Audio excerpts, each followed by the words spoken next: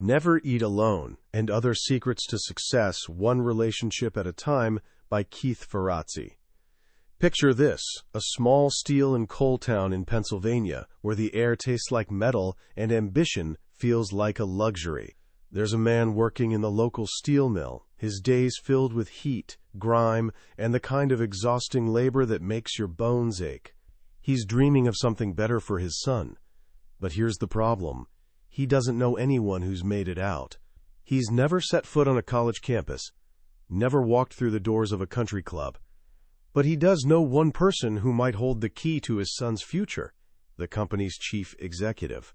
Not his boss, or his boss's boss, but the guy at the very top of the food chain, a man he's never even spoken to. Most people would laugh at the idea. They'd tell him it's impossible, that you can't just walk up to someone like that.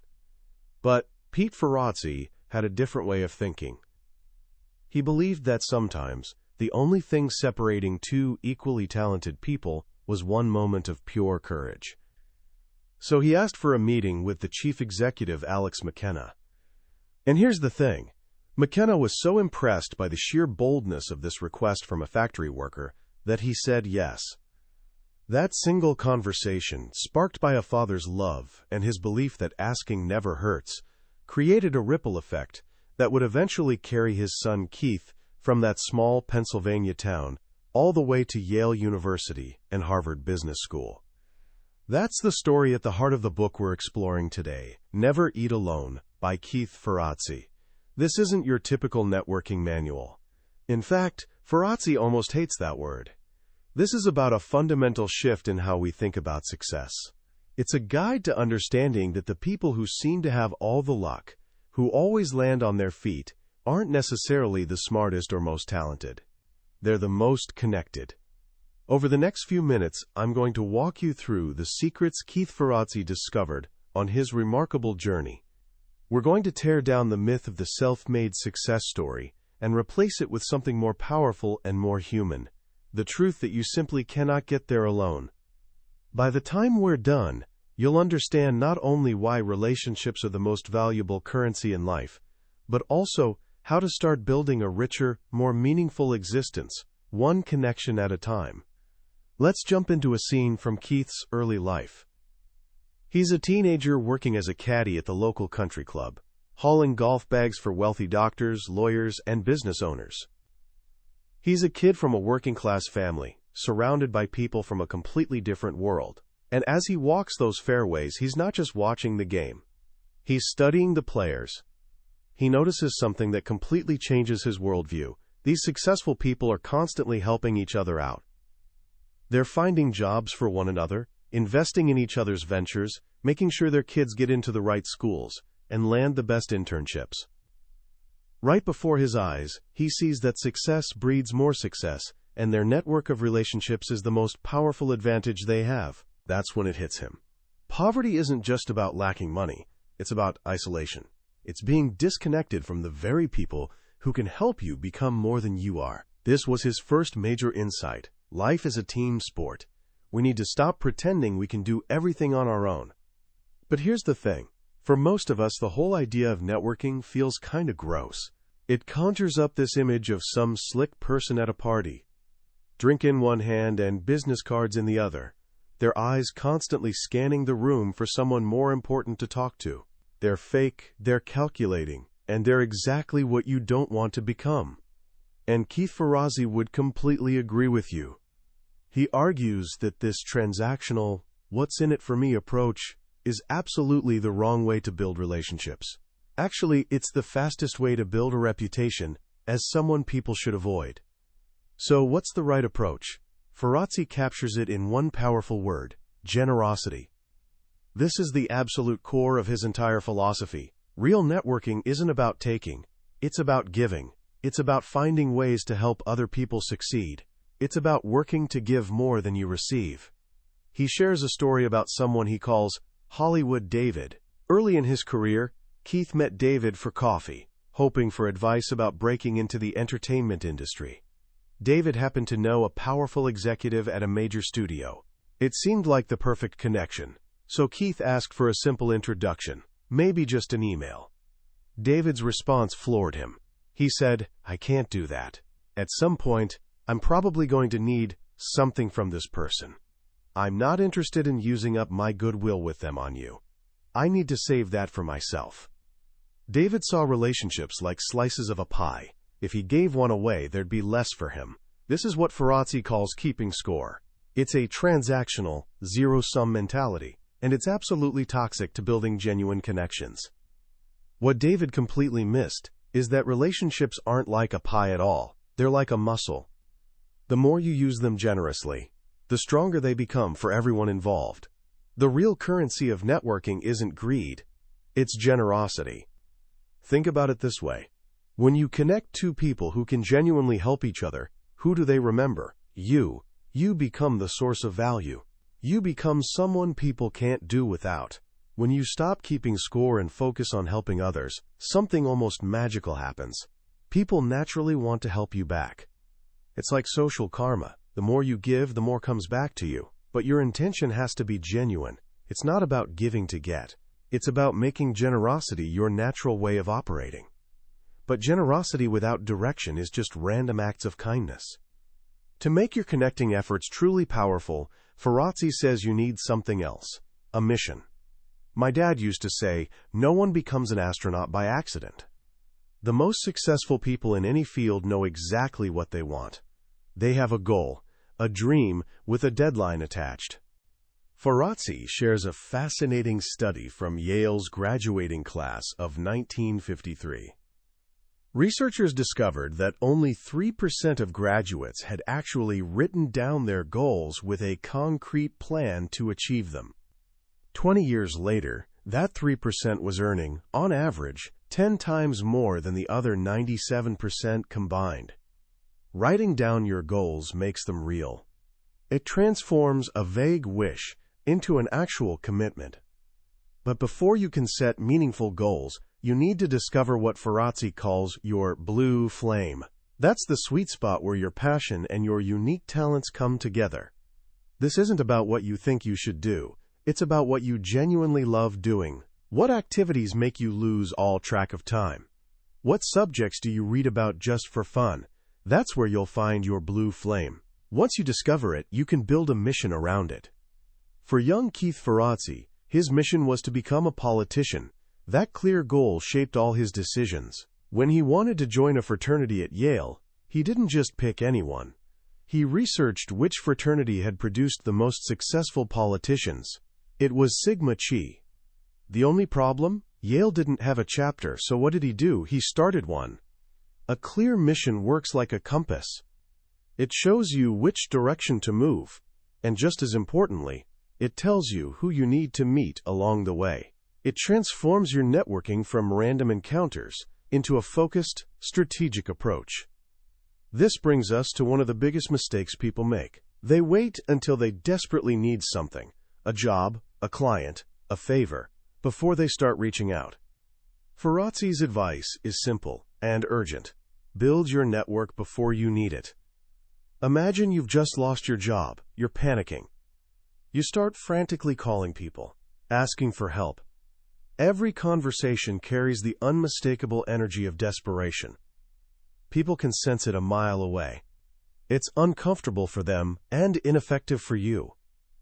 Now imagine a different scenario. You've spent years cultivating a community of friends and colleagues.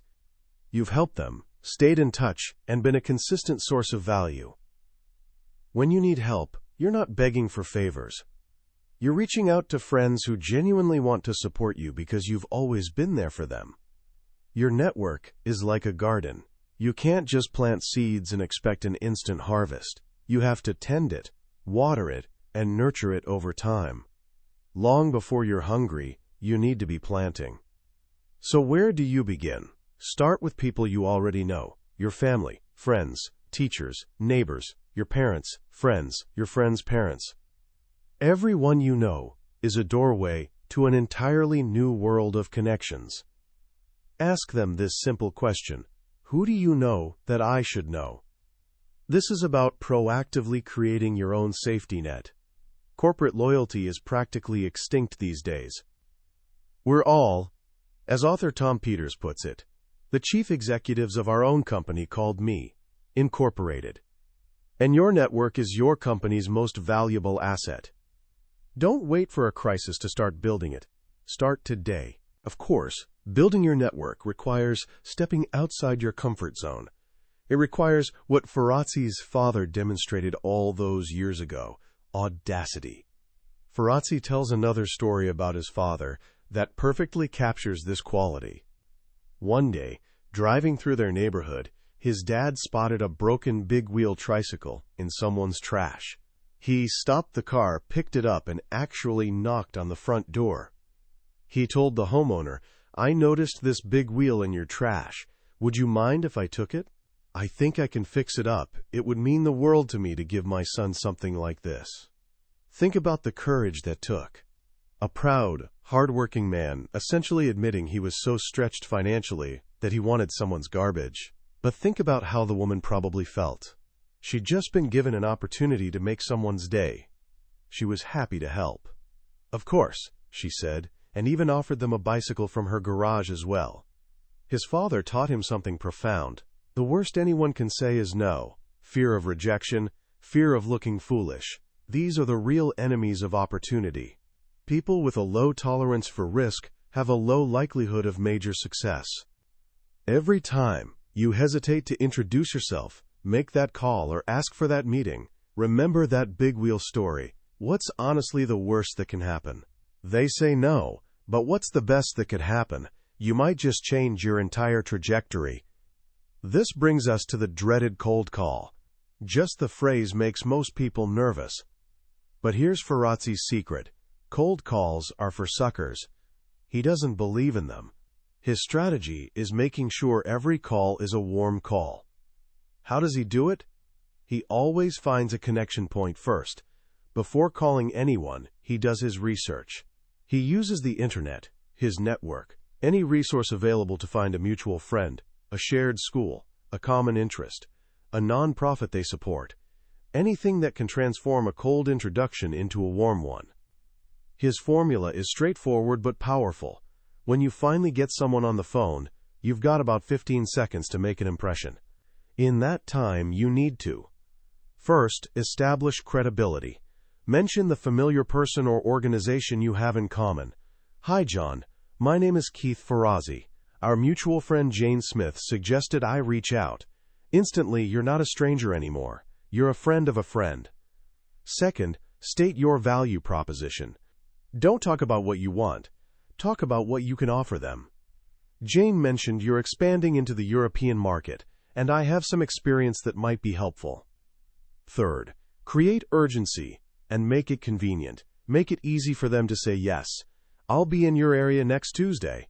I could swing by your office for a quick 15-minute conversation," or whenever works best for you. Fourth, offer an alternative. If they can't meet right away, secure a follow-up. "If next week doesn't work, maybe we could schedule a brief call the following week." By never calling cold, you transform a high-rejection activity into a high-success one. You're no longer an interruption. You're a welcome opportunity. But often, between you and the person you want to reach, there's a gatekeeper, an executive assistant who has complete power to either open the door or keep it shut. Many people see gatekeepers as obstacles to overcome. Ferrazzi says this is a massive mistake. Your goal should be making the gatekeeper your ally. Treat them with genuine respect. Learn their name. Ask about their day. Remember, they're often their boss's most trusted advisor. They know the schedule, the priorities, the challenges. They're not just assistants. They're key associates. Ferrazzi learned this lesson the hard way, when his own assistant clashed with the chief executive's powerful executive assistant, Mary. Suddenly, getting on the executive's calendar became nearly impossible. His expense reports got scrutinized. His work life turned into a nightmare. The lesson was crystal clear. Never get on the bad side of a gatekeeper. Befriend them, respect their influence, and they'll become one of your most valuable allies. Now let's say you've made the connection. You've had a great meeting. The conversation is over. What happens next? This next step is incredibly simple, yet so few people actually do it. and it's the single most important key to turning a brief encounter into a lasting relationship. Follow up or fail. Think about how much information bombards us every single day. Names, faces, conversations, they all blur together. If you meet someone and don't follow up, you risk becoming just another forgotten contact, lost in their mental attic. Ferrazzi's rule is to follow up within 12 to 24 hours. A simple email works perfectly. "It was great meeting you today. I really enjoyed our conversation about," and mention something specific you discussed. "Let's stay in touch." That simple act does two crucial things. First, it reminds them who you are and reinforces the positive impression you made. Second, it demonstrates that you're organized, thoughtful, and that you genuinely value the connection. Good follow-up alone puts you ahead of 95% of everyone else. But following up isn't a one-time thing. It's about continuously staying in touch. Ferrazzi calls this pinging. A ping is a quick, casual touchpoint. It might be forwarding an interesting article, leaving a quick hello on voicemail, or sending a happy birthday message. He tells a powerful story about someone named Kent Blossel. Kent was a contact he hadn't spoken with in over a year. One afternoon, Ferrazzi's calendar reminded him it was Kent's birthday. He called him up and, without any greeting, launched straight into his best rendition of "Happy Birthday." When he finished singing, there was complete silence on the other end. Then he heard Kent, clearly choked up, audibly fighting back tears. "You remembered my birthday," he said. "This year, nobody remembered my birthday. Thank you so much." People never forget gestures like that. In a world that's becoming increasingly digital and impersonal, a small human touch can create an enormous impact. Don't kid yourself. Everyone cares about their birthday. Pinging is like fertilizer for your growing garden of relationships. You have to continuously nurture your network, or it will wither. As your network expands, you'll discover that some people are far more connected than others. Malcolm Gladwell called them connectors, and Ferrazzi refers to them as superconnectors. These are people who seem to know absolutely everyone. They're headhunters, politicians, journalists, restaurant owners. Their entire job revolves around knowing people. Befriending a superconnector is like gaining instant access to their entire network. You suddenly become just 2 degrees away from thousands of people across many different industries. So how do you connect with them? The same way you connect with anyone, by offering genuine value. Help them find a candidate for a position they're trying to fill. Give them a compelling story idea. Become a regular customer at their establishment. When you help a connector, they'll be eager to help you in return. This leads to a more sophisticated strategy, expanding your network by merging it with someone else's. Ferrazzi describes meeting Lisa, who managed the glamorous Hotel Bel Air in Los Angeles. They were both superconnectors in their own right, but they operated in completely different worlds. He in business, she in hospitality and entertainment. He made a simple suggestion. "Let's co-host a few dinner parties. You invite half the guests, I'll invite the other half. We'll split the cost, and we'll both meet lots of interesting new people." The parties were incredibly successful. By merging their networks, they created an exciting mix of people and generated tremendous value for everyone involved. This is social arbitrage, bringing people together from different worlds and creating fresh opportunities in the process. This brings us to a crucial point. All these techniques and strategies are completely useless if you're not someone people actually want to be around. You need to be interesting.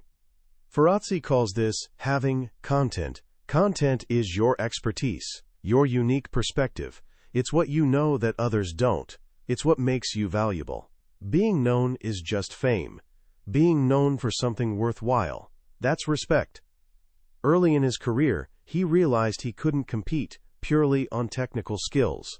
So he'd identify the next big concept in the business world, things like total quality management or re-engineering, and completely immerse himself in it. He'd read everything available, talk to all the experts, and become the go-to person on that subject. That was his content. It set him apart. It made him interesting. What are you genuinely curious about? What could you become an expert in? It doesn't have to be related to your job. It could be a hobby, a passion, a side project. Your uniqueness is your strength. Develop it. Read voraciously. Learn constantly. Form your own perspective. When you have something meaningful to say, people will want to listen. This is the foundation of building your personal brand. In today's world, you are a brand. Everything you do, how you dress, how you communicate, the quality of your work, sends a message about who you are. Your brand is your promise to the world. It communicates what you offer and why you're different. To build a powerful brand, you need relentless focus on what you do that adds unique value, and then you need to broadcast it, write articles, speak at events. Take on projects that others avoid. Create your own version of the Nike swoosh. In a world of endless options, you have a simple choice: be distinctive or become extinct. As you become more successful and get closer to positions of power, Ferrazzi offers one final, critical warning: never let success go to your head. He shares a painful story from his college years. After being featured in the New York Times for his run for city council, he received a personal note from the famous conservative intellectual William F. Buckley, Jr. Buckley invited him to his home. Ferrazzi was thrilled. During the visit, he pitched Buckley on an idea for a new foundation at Yale. In his excitement, he genuinely believed he had Buckley's full support and commitment. He returned to campus and started telling everyone, raising money based on the famous name. His ego soared. But it was all a misunderstanding. Buckley remembered things very differently. The foundation fell apart, the promised money evaporated, and Ferrazzi was left publicly humiliated. His friends, who had grown tired of his bragging, didn't rush to his defense. The lesson was brutal but necessary. Arrogance is poisonous. It makes you forget your true friends and the values that got you where you are. As you climb the mountain, stay humble. Help others climb alongside you. Your most valuable connections are often the ones you've already made, at every level. This is why mentoring matters so much. Connecting is always a two-way street. You need to find mentors, and you need to find people to mentor.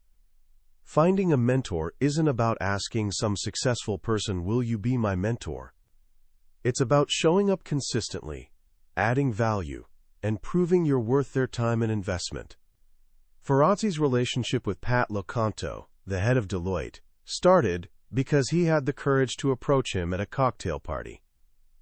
It flourished because he made a genuine commitment to work tirelessly to help Pat and his firm succeed. A great mentor is worth more than any salary or impressive job title. They invest in you as a whole person. But just as you reach up for mentorship, you must also reach back. Mentor younger people. Share what you've learned. The loyalty and satisfaction you gain from helping someone else grow is truly priceless. To teach is to learn twice. Ultimately, all these principles come together to create an entirely different way of living. People often talk about work-life balance. Ferrazzi thinks balance is nonsense. It's a myth. He argues that trying to rigidly separate your professional and personal life is a losing battle. Instead of building walls between them, find ways to integrate them. His life is a constant mix of travel, meetings, and calls, but it's also rich with friendships, dinner parties, and shared interests. The people he works with often become the people he socializes with. His clients become his friends, and his friends sometimes become his clients. When your life is filled with people you genuinely care about, and who genuinely care about you, the whole concept of balance becomes irrelevant. You're not balancing anything, you're just living one integrated, fulfilling life. The world has never been more ready for this message. We're living in what you might call the connected age.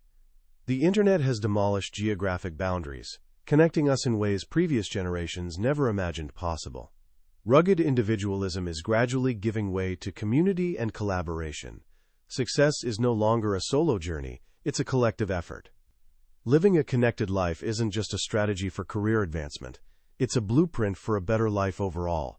It's about building a legacy not of wealth or recognition, but of genuine contribution. It's about weaving together a rich tapestry of relationships, where each thread represents someone you've helped, a bond you've created, a life you've touched. The ultimate message of Never Eat Alone is this: it's not about what you accumulate, it's about what you contribute.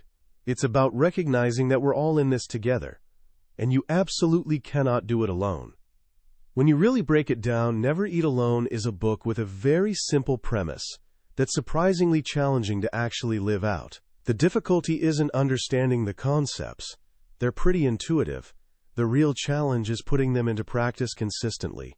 It asks us to fundamentally rewire how we think about success and how we relate to other people. We grow up in a culture that celebrates the lone genius, the self-reliant individual, the self-made success story. This book quietly but convincingly dismantles that myth, replacing it with something that feels far more human and true. Our greatest strength comes from our connections with others. What strikes me most about Keith Ferrazzi's message is its deep humanity. He strips away the cold, calculating nature typically associated with networking, and reframes it as genuine service. That shift from "what can I get" to "what can I give" changes everything. It's a philosophy that extends far beyond business into every aspect of life. It's about becoming the kind of friend, colleague, and community member that people can genuinely rely on. It's recognizing that your success is fundamentally intertwined with the success of those around you. When you help others win, you win too.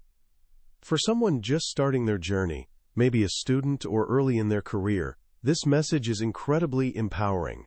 It tells you that you don't need an impressive degree, substantial wealth, or powerful family connections to succeed. Your greatest asset is your ability to build genuine, authentic relationships.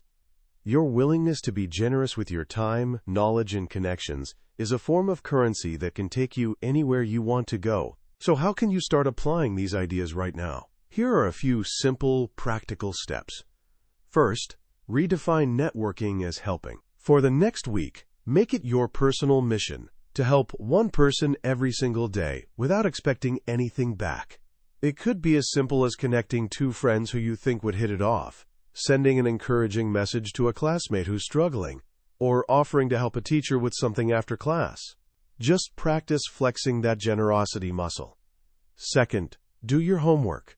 The next time you're meeting someone new, a teacher, a potential mentor, even a classmate for a group project, spend just 10 minutes beforehand learning something about them. Find a common interest, a shared experience, or something you genuinely admire about their work. Starting a conversation from a place of authentic interest changes everything. Third, master the follow-up. After the next meaningful conversation you have with someone new, send them a simple email within 24 hours. Just a brief note saying it was great to meet them. This single habit, more than almost anything else, will set you apart and make you memorable. Ultimately, Never Eat Alone reminds us that in a world that often feels isolating and overly competitive, our greatest source of strength, happiness, and success is actually each other. It's a call to build a life not of transactions, but of meaningful relationships. A life where every shared meal is an opportunity to connect, every conversation is a chance to give, and every day offers an opportunity to build a community that lifts everyone higher. That was a summary of Never Eat Alone by Keith Ferrazzi. We've covered the major ideas today, but I'll be honest with you. A summary is like looking at a photograph of an amazing meal. You can see what's in it, you can appreciate how it's arranged, but you can't actually taste it. The real nourishment comes from reading the book yourself. It's in the smaller stories, the personal reflections, and those quiet moments when a single sentence connects with something deep inside you in a way you weren't expecting.